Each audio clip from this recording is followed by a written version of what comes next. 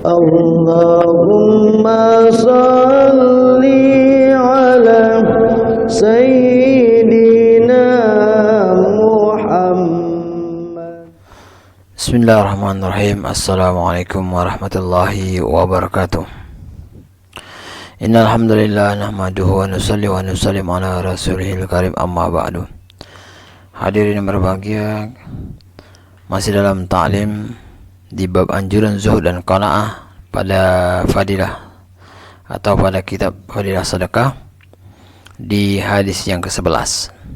An Aisyah radhiyallahu anha qalat ma syabi'a Rasulullah sallallahu alaihi wasallam min khubzi sya'iri yaumaini mutatabi'aini hatta kubida, rawahu Tirmizi.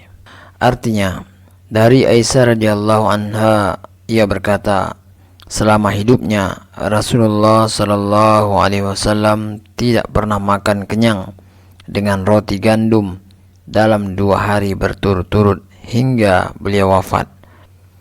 Hadis riwayat Tirmizi dalam kitab Sama'il. Keterangan inilah kehidupan Rasulullah yang tidak hanya diceritakan dalam beberapa hadis, tetapi beratus-ratus hadis juga menyatakan bahwa seperti inilah cara Rasulullah menjalani kehidupan. Pada zaman ini banyak terdengar berita tentang kemiskinan dan kelaparan yang menimpa kaum muslimin.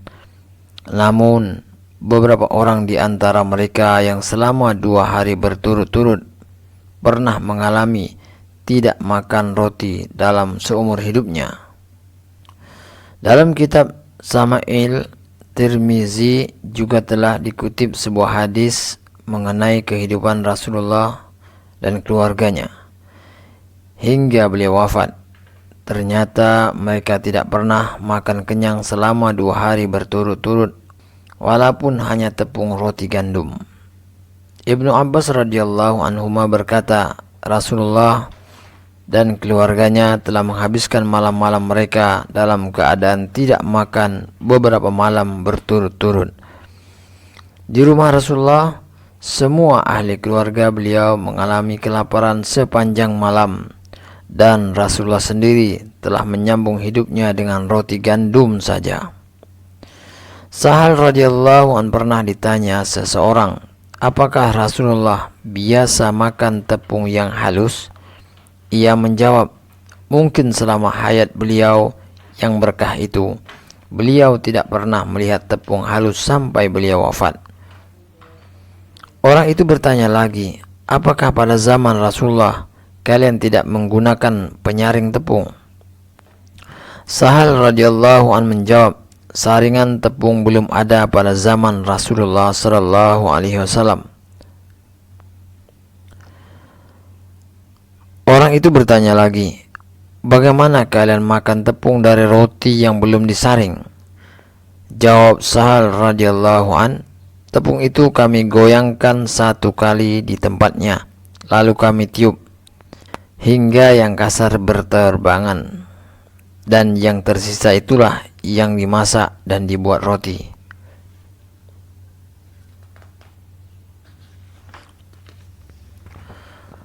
Pada zaman sekarang, roti gandum yang tidak disaring saja terasa berat untuk dimakan. Padahal orang-orang yang mulia itu makanannya adalah roti dari tepung kasar yang belum disaring. Itu pun tidak sampai kenyang. Aisyah radhiyallahu anha berkata, apabila aku makan sampai kenyang, aku tidak dapat menahan tangis sehingga aku terpaksa menangis. Seseorang bertanya, mengapa menangis? Ia menjawab, aku teringat ketika bersama Rasulullah sallallahu alaihi wasallam.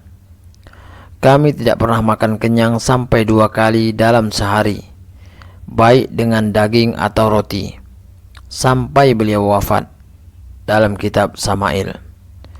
Sa'id Maghburi rahmatullah alaih berkata bahwa suatu ketika Abu Hurairah radhiyallahu an melewati satu rombongan yang sedang makan, dan ayam goreng terhidang di depan mereka. Mereka pun mengajak Abu Hurairah radhiyallahu an untuk makan bersama, tetapi ia menolak ajakan itu seraya berkata, Rasulullah Shallallahu Alaihi Wasallam wafat dalam keadaan tidak sempat makan roti sampai kenyang. Lalu bagaimana aku mau makan daging ayam? Dalam kitab Miskat. Perkataan Abu Hurairah radhiyallahu an ini berdasarkan keadaan umum Rasulullah Shallallahu Alaihi Wasallam. Karena Rasulullah pernah makan daging ayam. Sebuah hadis menyebutkan bahwa Rasulullah biasa menahan lapar, tetapi bukan berarti terpaksa. Walaupun ada makanan, Rasulullah biasa mengurangi makanan dan menahan lapar, karena dengan menahan lapar akan menghasilkan nur yang banyak. Sebuah hadis menyatakan bahwa barang siapa mengurangi makan dan minum di dunia, maka Allah akan membanggakannya di hadapan para malaikat dengan firman-Nya, lihatlah, aku memberikan kekurangan makanan dan minuman, tetapi ia bersabar.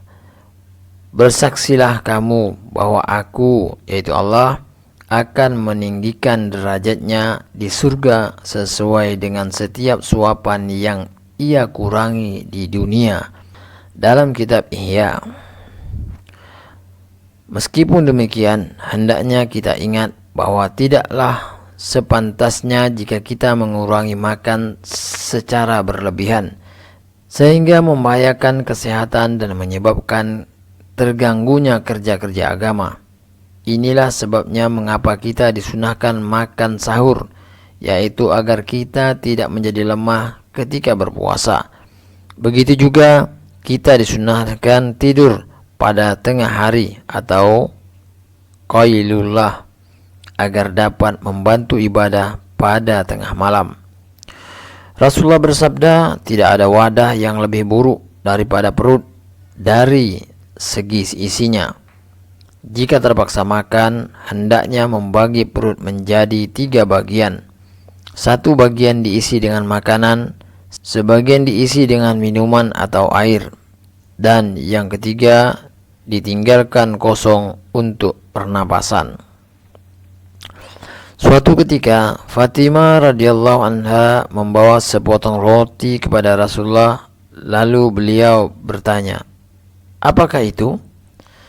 Fatimah radhiyallahu anha menjawab, ya Rasulullah, hari ini saya telah memasak roti dan saya tidak suka memakannya tanpa engkau ikut makan bersama kami.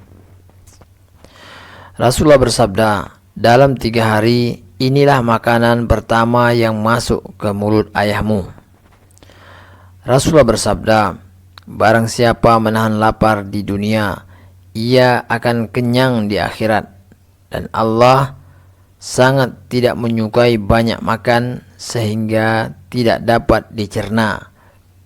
Barang siapa tidak makan sesuatu padahal ia sangat ingin memakannya, maka akan disediakan baginya 1 derajat di surga.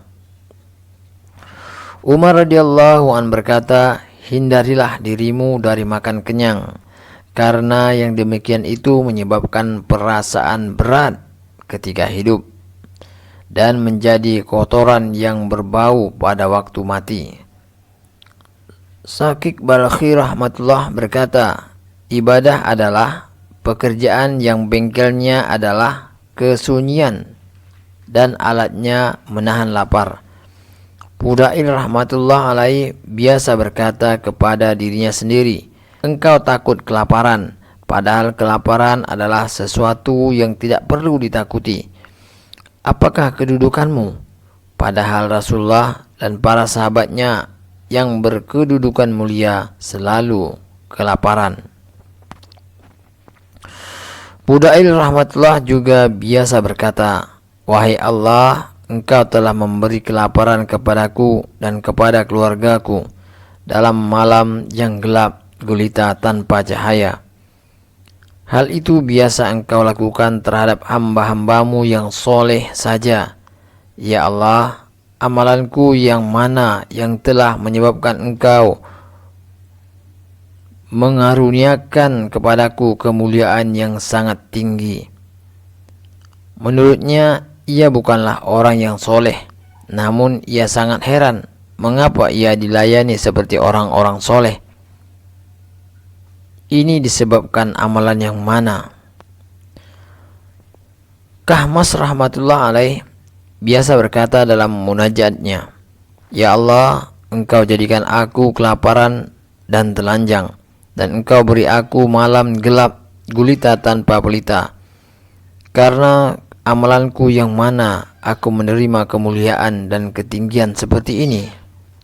Ketika Fatah Muwasili rahmatullah alaih sakit panas atau kelaparan yang amat sangat, ia berkata, "Ya Allah, Engkau mengaruniakan kepadaku penyakit dan kelaparan.